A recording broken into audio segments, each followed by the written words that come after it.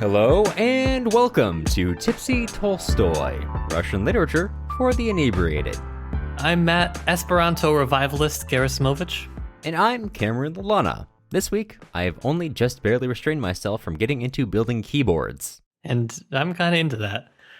This is a podcast where me and my good pal Cameron get to unwind from our weeks with some Russian literature and a drink or two. This week, we're going to be finishing part 2 of We by Evgeny Zamyatin. But before we get into that, we got a couple podcast updates. We wanted to give a quick shout out to our 3 new patrons. What? 3? Crazy. We got Daniel, Darren, and also Daniel, a second Daniel. And we were going to differentiate you by last name initials, but they're both D. So maybe send us in some more identifying information, such as social security numbers, and then, people can differentiate you from that. We recently redesigned our Patreon tiers, so go give them a look at patreon.com/tipsytolstoy if you want to learn about how to get your hands on some of our sweet, sweet merch, some of our behind-the-scenes content, and maybe have Cameron host a Soviet-themed game of Call of Cthulhu for us. We also have some new merch coming out. We've got some tote bags. We've got some coffee mugs with all of our cool designs that we had an artist commissioned to make, which is super exciting. And if you don't really feel like supporting us financially, but you do like the podcast like a little bit, or maybe just, it's not the right time, leaving us a review on Apple Podcast or wherever you get your podcasts, that is a super helpful way to help us. Yeah, a lot of good financial stuff, but I did want to go back to the Call of Cthulhu thing for a moment, and Matt's dead serious when he says it's a Soviet-themed one. I have a whole module for NKVD agents investigating a sudden grain shortage, which... frankly, the fact that only this one stumbled across some kind of cosmic horror while investigating grain shortages is nothing short of a miracle, based on how many of those there were, which I think this module is implying was caused by cosmic horror, but yes. So, many updates. But before we get into the reading, Matt, what are you drinking today? Well, I got shamed in our Discord channel for drinking, and I quote, "Can there be a Patreon tier specifically dedicated to buying Matt a proper drink instead of a hipster beer?" So I have been shamed into just drinking vodka and sparkling water, which is perhaps still a hipster drink. I don't know. I can't be separated from my identity. Actually, hold on. I'm gonna read a text my dad sent me after he listened to that episode. Which episode? Why did it evoke such reactions? Peanut butter whiskey sounds wrong! ! But at the same time, ...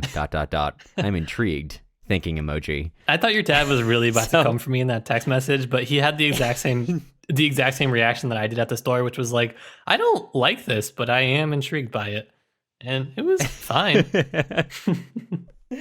Well, enough about my shameful drinking habits. What are you drinking this week? This week, I am drinking a stout called Fudge It. It's a pastry stout, which I've actually never heard of before, by the Hermitage Brewing Company, which nice and relevant-ish. Petersburg is in Russia. Yes. Russia's the theme of our podcast. Think about That's relevant. Think about it. It's very sweet overall, so very fun to drink. It's really getting me amped up to talk about math. Please. I'm down to hear your summary about part 2. Yes, normally we would be providing some context, but if you've listened to part 1, which I really hope you have, if you're listening to part 2 of a book, otherwise you're a level of chaotic which I can't compete with. So we're going to get right into the story itself, because the second half of We, similar to the first half, is of course comprised of short diary entries. However, they get shorter and shorter, and it's just a lot of 1.5 page entries for the last 70 pages of the book, which is... a little bit hard to summarize at times, so we're going to do our best to do a general one. Unlike last week, I'm going to try to avoid making my quote-unquote brief summary 13 minutes long. Hey, sometimes you do what you have to. Yeah. As we left off last week, D503 is with 090. He kind of has a moment of almost ego death before eventually kind of coming to, and he kind of floats on for a few days. Actually, it's an unknown period of time. I don't know exactly where the book cuts, but there is a time skip somewhere in here, which they do not make clear and you don't recognize until later, but I think it might be here, if anything. if at any point it is. In the next chapter, D503 tries to assure himself that he has a right to be punished by the state. And then he thinks back on that and says, well, no, actually, rights are for children. Those are for ancients. We have something better than a right. We have being right, not just having the concept of a right. And makes a comparison between rights and power, which I think is actually an interesting point, before going on to search for I-330. I-330, of course, is still nowhere to be found. It's been days and days, maybe weeks or months, and he has not heard anything from her besides the occasional pink slip from a go-between, which leads to him closing his blinds while he's actually alone in his apartment. It's fine. She's having a revolutionary girls' weekend. Let her live, you know? Yeah. So while she's out having her revolutionary girls' weekend, D goes to the ancient house again. And while there, he actually happens to run into S. While looking at S, a number of Guardians' arrows fly overhead, and S kind of tells him he should be careful. At this point, D begins to interact with a woman named Yu, who I thought for a solid 15 chapters was fictional, just a figment of his imagination. It turns out she's totally real. Yeah. The first time you meet her, it's almost metaphysical. She kind of disappears halfway through the paragraph, so it seems like she was just a figment of his imagination, but she's real. I think he just doesn't consider her humanity at all, because he doesn't consider anyone's humanity, because that's the society. Got him. We live in a mathematical society. we live in a mathematical society, if I may. So he goes on about his life. One day, a woman kind of breaks from the crowd. She runs off, and he thinks this is I-330, and he runs after her before realizing this is in fact not her. And the guards take him down, bring him into custody, and he has to explain his way out of stepping out of line during, collaborative walking time. And eventually, he actually meets up with I-330 again. However, this comes with a slight caveat that he's also with you at the time, but she kind of disappears in the middle of this interaction, which is kind of why I thought she was a figment of his imagination. But I-330 and D talk, they debate a little bit, and I kind of explains that she's testing him. That's why she's been gone for so long. And she asks him, will you follow me no matter what? D says, yes, of course I will. And then she tells him there's a plan involving Integral, his ship. Following this, we begin to approach the day of the one vote. The day of the one vote is when everyone gets together and re-elects the Benefactor. The Benefactor is the person, or the cipher really, who makes society run as it does. And it's a joyous celebratory occasion where everyone gets together and votes openly for him. And even at this point, D is really excited for this, because this is a joyous moment for them all as they come together as one and then choose their path forward. And of course, they all vote the same way, or at least is intended that they all vote the same way. And briefly, he thinks about old elections, which were held in secret. And he writes, even today, it is not understood conclusively. The likeliest explanation is that elections were connected to some sort of mystical, superstitious, maybe even criminal rites. For us, there is nothing to hide, and nothing to be ashamed of. We celebrate Election Day in the daytime, openly and honestly. However, when Election Day rolls around, the slight problem of I-330 and her people arise, in which, after the Benefactor asks who votes for me, essentially, and a lot of people rose their hands in the thousands, he asks, and who votes against me continuing to be the Benefactor? And some number of people raise their hand against, which is unheard of at this point. The whole crowd breaks into pandemonium. I-330 is standing by R13, who, if you'll recall, is D's friend, the poet. D gets really angry seeing that, and when the crowd erupts into pandemonium, he runs over to them and straight up clocks R13 and like Tarzan style takes I-330 into his arms and runs off, which bold moves for a nerdy ship designer. Yeah, I'd say. The next day, the state declares that was all. Everyone who voted no is illegitimate, because obviously you cannot be a cipher of our society and vote against the Benefactor. So, well, that's a good point if you think about it, actually. Yeah. Actually, if you voted against our glorious leader, that does make you kind of an illegitimate person. So he was elected unanimously. However, at the same time, many posters with the name Mephi have been posted around the city, including on the Integral itself.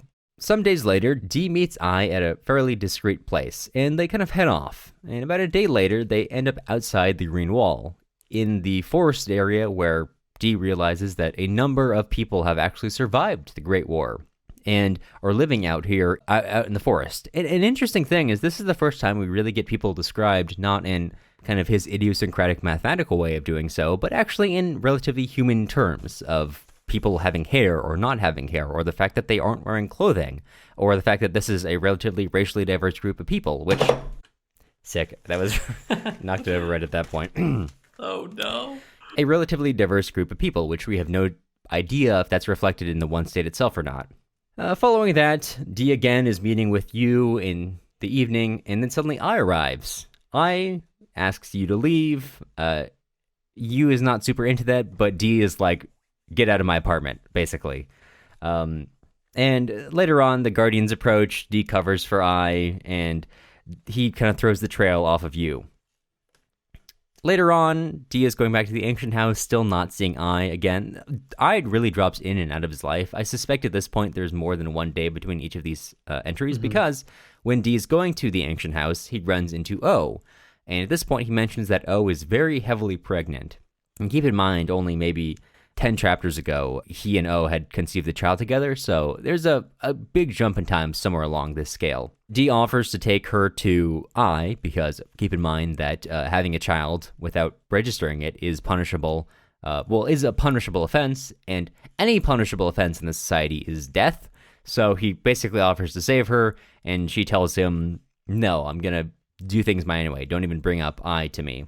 Following that, I explains more about the plans to take the integral to D. They have kind of a debate over whether or not this is really the right course of action and the meaning of infinity and finiteness and the infinite revolution that people go through. The days kind of pass until finally the day of the integral test launch happens, and I and all of her people have secretly snuck on to the integral itself, which D recognizes as he is directing this test flight. He is carefully arranged for there to be enough fuel for the ship itself to break atmosphere and actually go out far into space, and it's just a matter of releasing the right command at the right time. However, while they're doing that, a person stands up and announces to D basically, we know what you're doing, and we're going to stop you. So either take the ship back down, or we're going to use more extreme methods.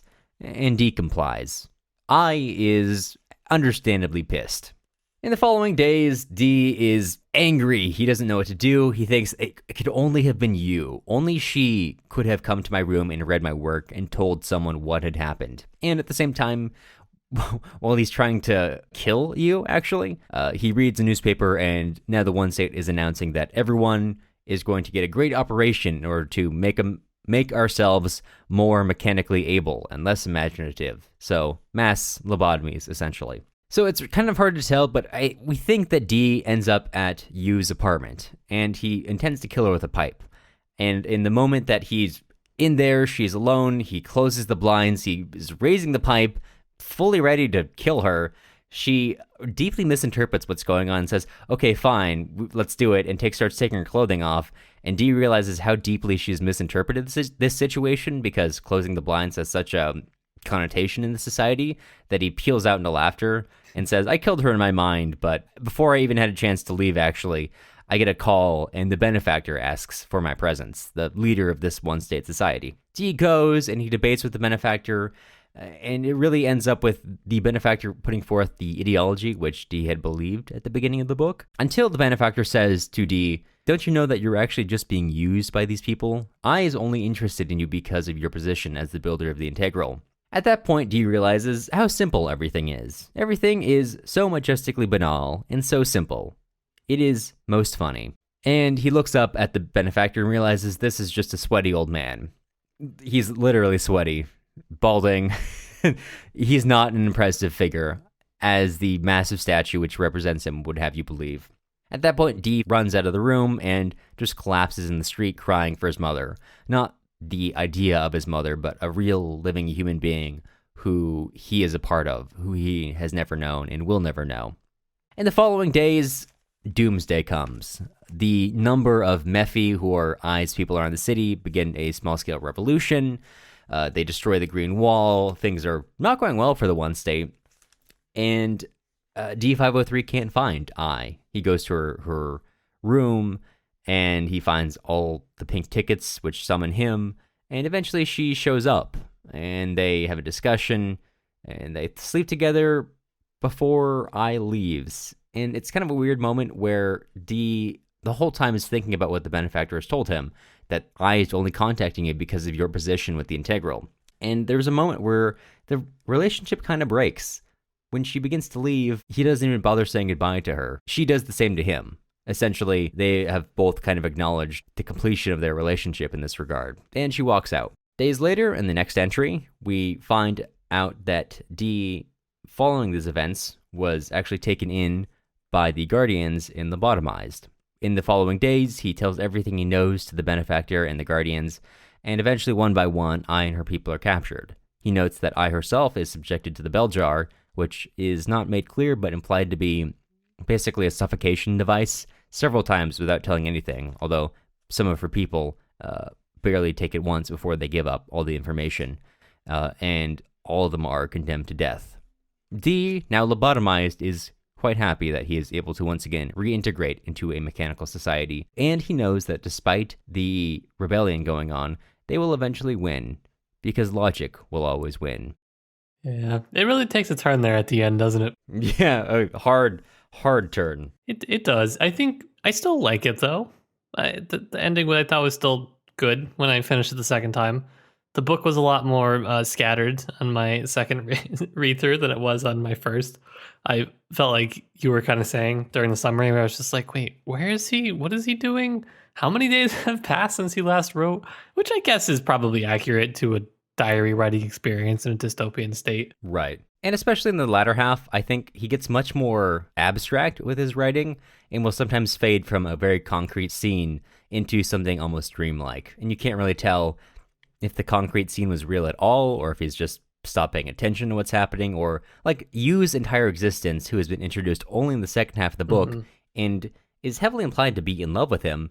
I know she's real because she has a physical presence in the book, but I really can't shake the feeling that she's not, because she's never even given a full number. She's just Yu. Yeah. And she comes and goes as she pleases and only once interacts with another character. Yeah, that's interesting. Or twice, actually. I didn't pick up on that, but it's plausible. Yeah, I think in the end, O actually comes back to D and asks for his help, and he sends her to I. And she gets out. She gets beyond the green walls. So she's probably the only one out of this entire group who gets a good ending, really. And I kind of read Yu as almost a kind of a cheap replacement for O, because O, not that Yu herself was bad in any way, but O, over the course of the book, even independent of having I force her hand, just begins to feel human things and wants to escape the society, whereas Yu kind of occupies a similar space to O, at least initially, in D's life, but she maintains her course steadfast. And she's a teacher, she believes in the one state, and when the great operation happens, she brings all of her students and notes that a lot of them fought back, but sometimes in order to do a great kindness, you must do great cruelty. Yeah. So she is a version of O who never second guesses herself. At least that's kind of how I saw her. Yeah, O, in the end, she gets to reproduce, basically, on the other side of the wall, and gets to do something hopefully productive in the future. I think that's part of the ending that I liked, is that it is a little bit hopeful. It's a little bit chilling when he says reason or logic will win, but I think as a reader you can see that that's not necessarily the case, that there is an actual civil war happening inside the state, that there are people beyond the wall that are growing in number and unable to be, subdued by the state, basically. And even within the state, the fact that I doesn't give up any of her accomplices is pretty remarkable and slightly hopeful, I guess.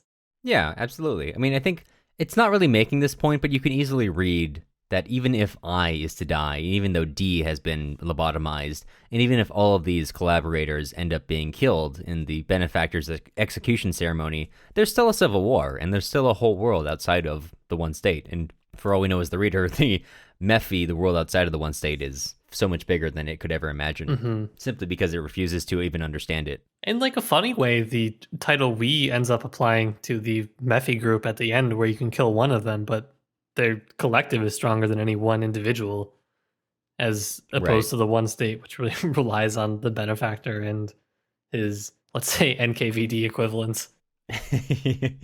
Insightful that the NKVD was not non-existent at this point when Zamyatin was actually writing it, but definitely not nearly as widespread as it would be in the Soviet Union. So, although I will say that the Guardians are comically incapable in light of A, reality, and B, at this point, dystopia has been so written about that, frankly, even like YA literature has more realistic and believable secret police than we does. Yeah. But this was written before all of that, so this certainly can't be held against it in any way.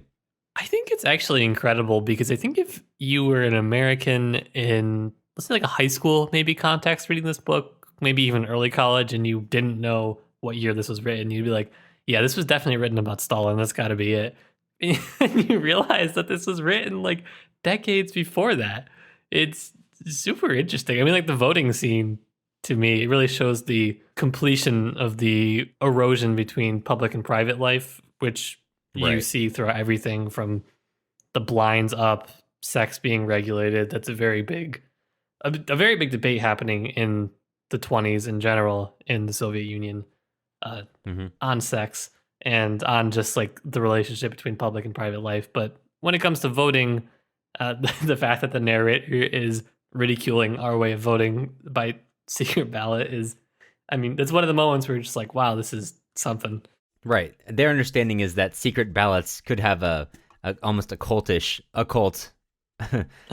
symbolism to it. Yeah. Rather than they're free and happy and open elections, which Zamyatin is obviously making fun of. Little did he know. Little did he know. You know, when we were in Russia, I had a professor who, he said they were required to vote. They weren't required to vote a certain way. It was just that the departments were like, you need to vote. And then he was like, yeah, so just for fun, I re-registered in Moscow and made sure that I went and voted across the street while staring at the Kremlin, which is powerful energy. It is. I was just kind of reflecting on the rationale and the logic, quote unquote, that goes into rationalizing the behavior of the one state. And I think it's really an interesting situation that exists when people think that you can use logic as a neutral way to come to a decision, when in fact this book is quite clearly making the case that you cannot. And D503 is using a situation that's basically calling on Notes from the Underground to make this case. He says, I feel myself, but it's only the eye with a lash in it. The swollen finger, the infected tooth that feels itself, is conscious of its own individual being. The healthy eye or finger or tooth doesn't seem to exist. So it's clear, isn't it? Self-consciousness is just a disease. And he is agreeing with Dostoevsky, though, in the negative. Ultimately, he is agreeing. Sometimes you want to feel that tooth ache and just to feel that you are, in fact, an individual. But instead, he's turning that on its head and saying that if you like that, there's something wrong with you that needs to be cured. You know, thought I'd sprinkle in a little Notes from the Underground, because I think this book draws on the intellectual tradition of Notes from the Underground and then Chernyshevsky's What Is to Be Done pretty heavily. Which is a context you might understand better next week. Next week, just you wait until we cover that book.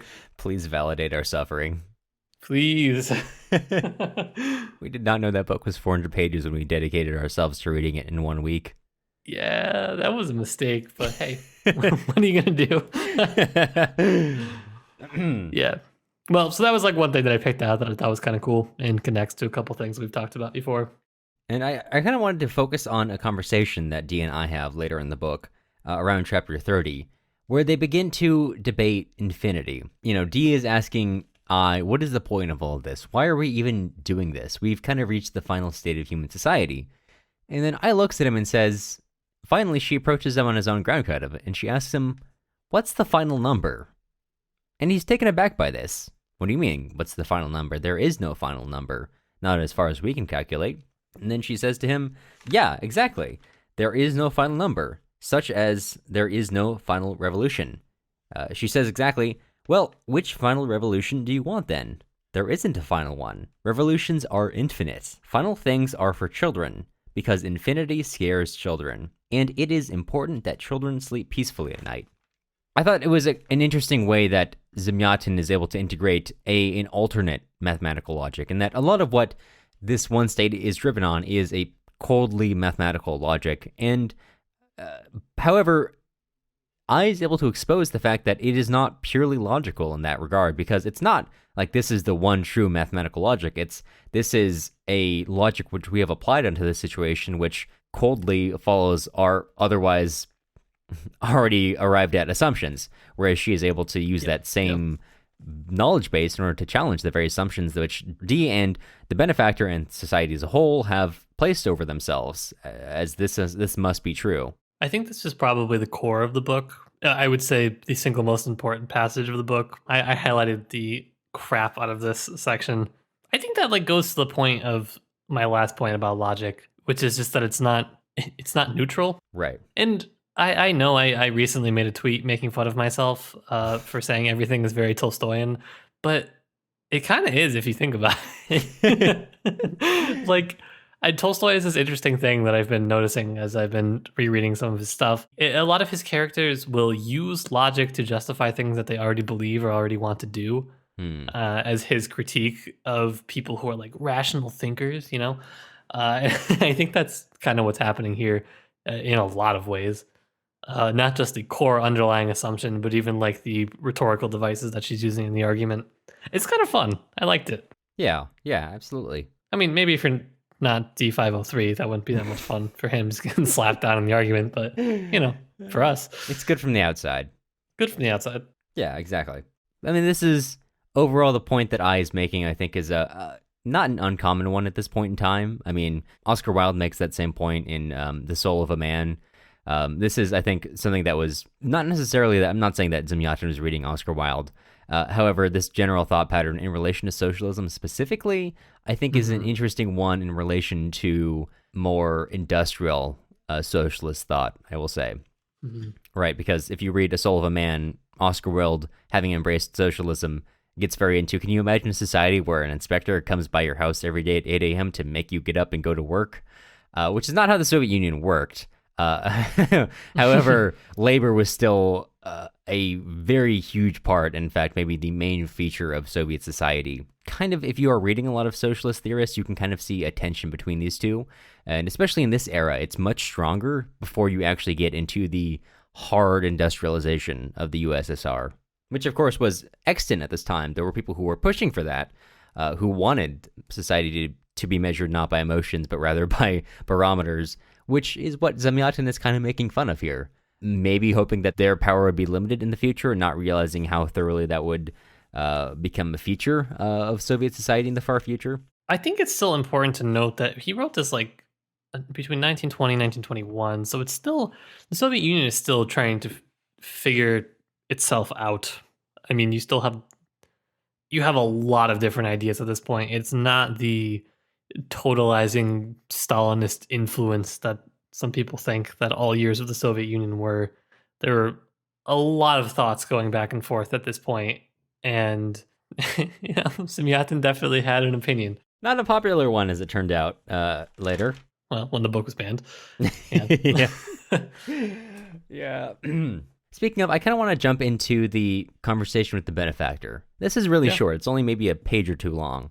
But this is the point where I suddenly understood why George Orwell accused Aldous Huxley of basically ripping off because the conversation between the Benefactor roughly parallels the conversation between the main character's name escapes me, but the main character of Brave New World and Mustafa Mond. However, that being said, that's a comparison of, I don't think we have any evidence that Aldous Huxley ever read so it's a comparison of someone taking a little feature of a story and then using it in their own story. And Orwell's 1984 to which is more so Orwell stealing Wee's very skeleton and then putting his own stolen flesh onto it and then making it move around like a flesh golem. And then blaming other writers for doing that. Yeah, exactly. Good times. So when the Benefactor begins to speak to Dee, he basically defends the way the one society works. And Dee is hearing this and thinking, I can't believe that I used to think like that. However, you can kind of follow the logic of why the Benefactor designed society in this way. In fact, this is not entirely dissimilar. It's like a 2-page version, I think, of The Inquisitor from the brothers Karamazov. Of course, Dostoevsky is really not on the side of the Inquisitor in the end. He's really good at taking on another point of view to make that point strongly, despite him really wanting to bat it down.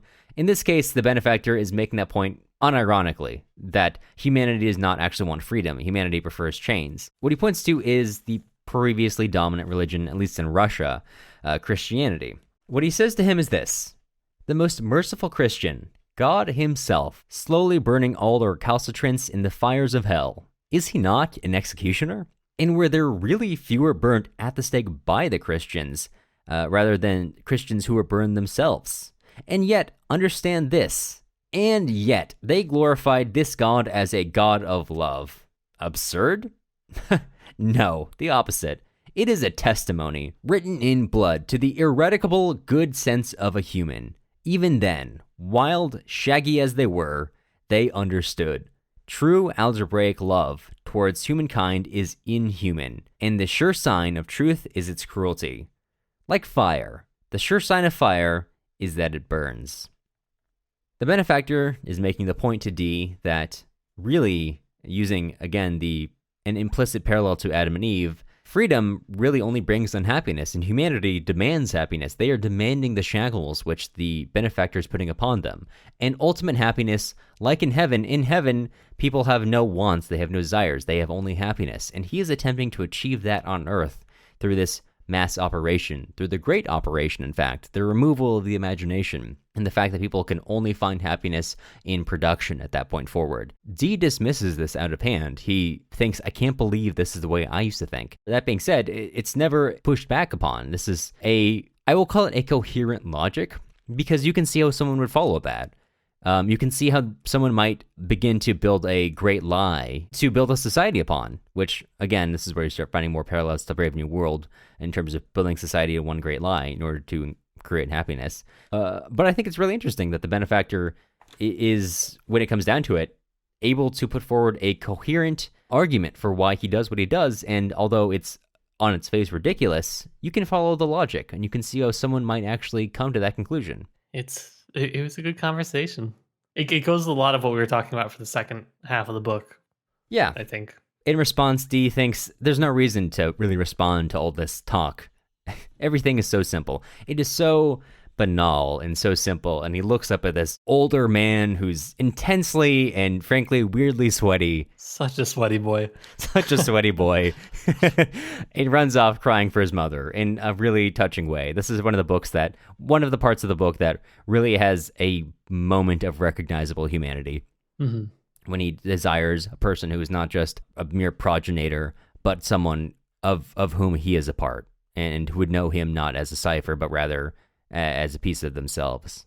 And then he gets lobotomized. Yep, that's the book. Happy endings, I guess, right?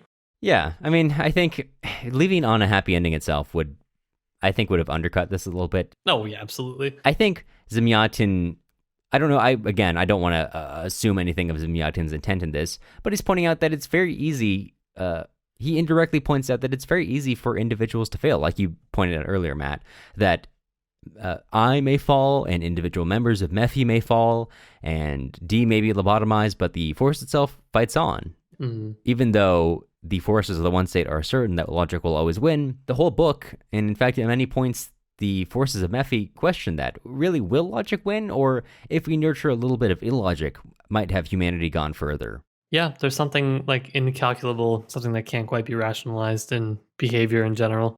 Yeah. It's not quite as far as, going back to your example of Notes from the Underground, a pure dedication to humanity's right to make the worst possible decision at every single turn. But you can see the kind of trail, the thought in society coming into this particular work. I mean, yeah, I think you can see it leading there. I think it draws on that a lot. Yeah, but this is a really interesting piece of sci-fi. It can be kind of hard to follow at times, but that's, I think, at least for me, was part of the enjoyment, trying to figure out what's real and what's hallucination on D's part. And overall puts forth a lot of really interesting ideas to chew upon. And if you've read literally any other dystopian piece of fiction, you'll understand a lot. You'll start to see the cobwebs which trail out from this one. Absolutely.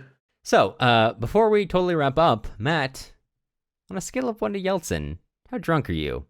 Sometimes I try and relate my drunk meter to like the actual book, but Right. book's a little depressing this week, so I can't do that. So I'm just gonna say I'm somewhere around a 5. Okay. You know, I'm at a good level to talk about this and not be depressed. That's fair. What about you?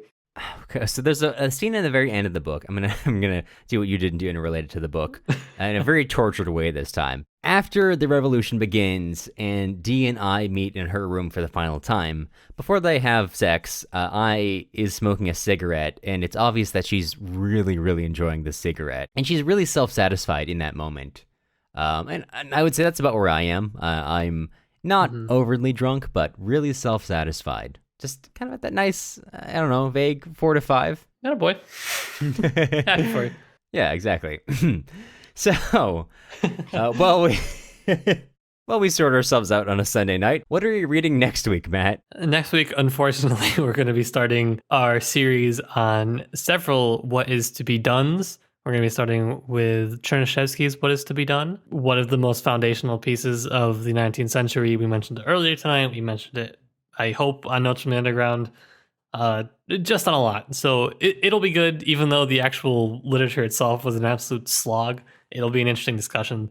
So, you know, come learn about what is in fact to be done. Come learn about why Chernyshevsky hated his own penis. Come learn about any number of fun things. My husband once showed me a meme, which was, it's like the moral quandary about whether or not you move a train off of a track with 5 people into a track with 1 person. And over the top, it's written, writing one of the most influential novels of all time, and on the other track, writing a dog shit novel. And then the next panel is a train car drifting over multiple tracks, and someone yelling, "Multi-track drifting, it's been achieved." Well, he kind of does that in this book. Send that to me. I'll try to find it. I'll send it into the Discord. Okay. Well, before we totally wrap up, we want to extend a sincere thank you to all of our current patrons: Jeff, Janice, Anne, Madeline, Daniel, Darren, Gary, Daniel, Alex, and Roland. Oh, we're collecting quite the list. It's pretty nice. As you know, podcasting is not free, and as you also know, and as I painfully know, grad school does not pay very well. So if you're interested in joining with our current patrons to keep the show running, take a look at our Patreon at patreon.com/tipsytolstoy. The music used in this episode was Soviet March by Toasted Tomatoes. You can find more of their stuff on toastedtomatoes.bandcamp.com and also on YouTube under the same username. If you're looking for other places to find us, you can also follow us on Instagram at Tipsy Tolstoy Podcast, or join our email list on our website, tipsytolstoy.com. You'll hear from us again soon.